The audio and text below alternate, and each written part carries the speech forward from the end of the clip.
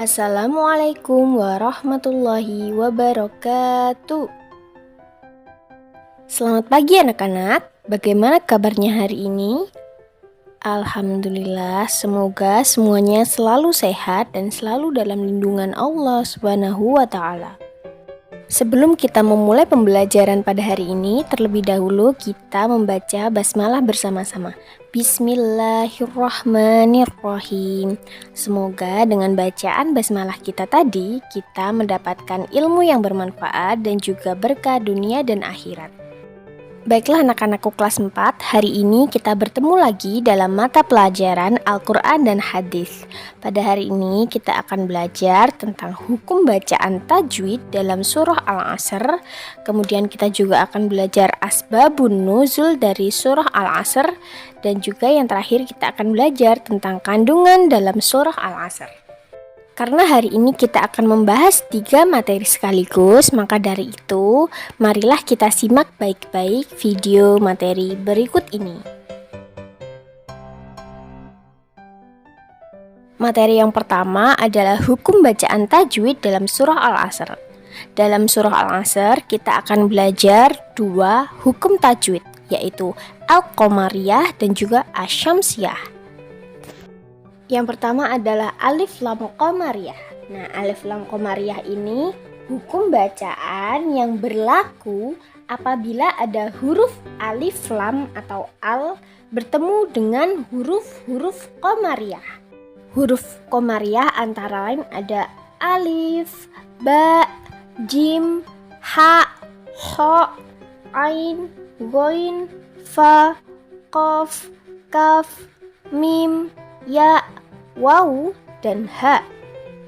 Cara membaca hukum tajwid Al-Qamariyah ini adalah dengan membaca huruf al tersebut secara jelas atau terang.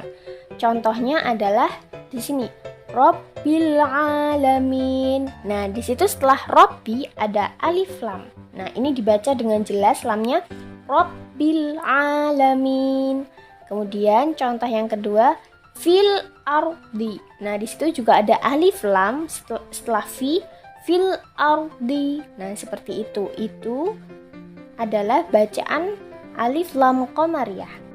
Kemudian yang kedua adalah alif lam syamsiyah. Nah, alif lam syamsiyah ini hukum bacaan yang berlaku apabila ada huruf alif lam yang bertemu dengan huruf-huruf selain huruf al-qamariyah yang sudah disebutkan tadi. Cara membaca hukum alif lam syamsiyah ini adalah dengan memasukkan huruf sebelum alif lam ke huruf setelah alif lam. Ya, misalnya contohnya seperti ini. Yaumiddin. Nah, di situ ada alif lam setelah yaumi. Nah, di situ kita memasukkan mi-nya itu ke dal, huruf dal. Jadi seperti ini bacanya.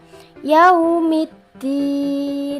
Contoh yang kedua adalah ilahin nas. Di situ juga ada huruf alif lam setelah ilahi. Nah, kita membacanya dengan memasukkan huruf hi ke huruf nun setelah alif lam. Seperti ini.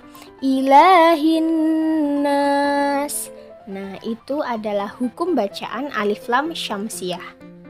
Di dalam surah Al-Asr ada hukum bacaan tajwid Al-Qamariyah dan juga Asy-Syamsiyah. Al-Qamariyah antara lain seperti wal asri. Nah, di sini alif lam juga dengan jelas terbaca ya. Kemudian bil haqqi. Nah, ini termasuk ke Al-Qamariyah karena alif lamnya terbaca dengan jelas. Hukum bacaan alif lam syamsiyah dalam surah Al-Asr antara lain contohnya amilus solihati. Nah, di sini alif lamnya tidak terbaca, jadi langsung amilus solihati. Kemudian yang kedua, bisabar. Nah, di sini juga kita tidak membaca alif lamnya, jadi langsung bisabar.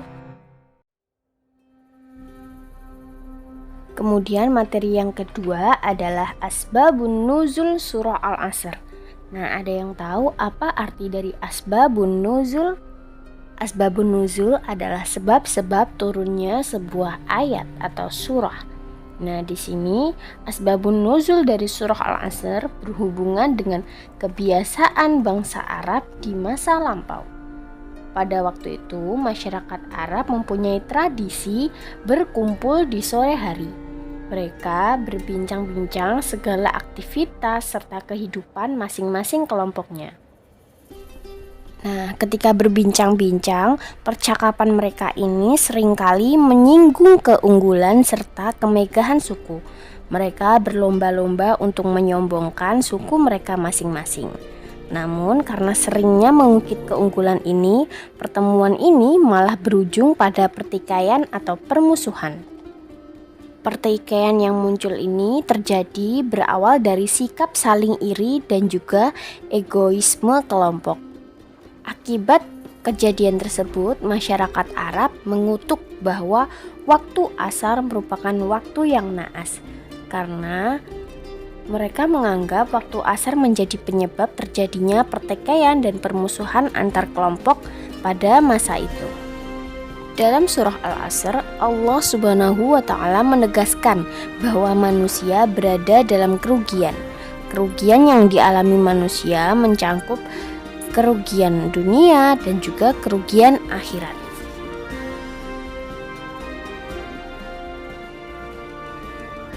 Materi yang ketiga adalah kandungan dari surah Al-Asr.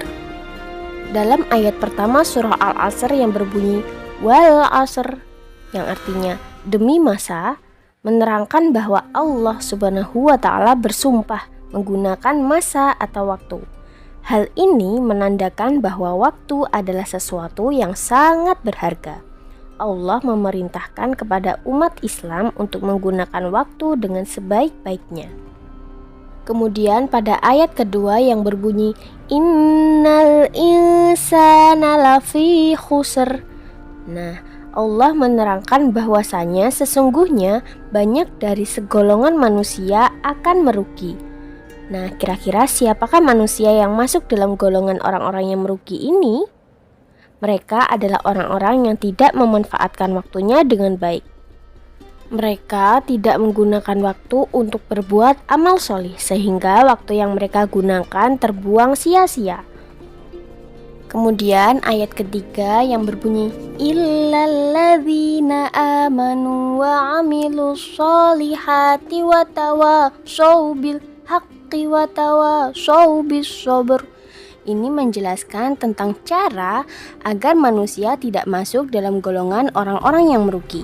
Nah, cara-cara yang dijelaskan antara lain yaitu beriman, kemudian beramal solih, saling menasihati tentang kebenaran dan kesabaran, juga saling menasihati dalam kebenaran dan kesabaran, agar tidak banyak manusia yang berada dalam kerugian dan akan menyesali di kemudian hari di hari kiamat nanti.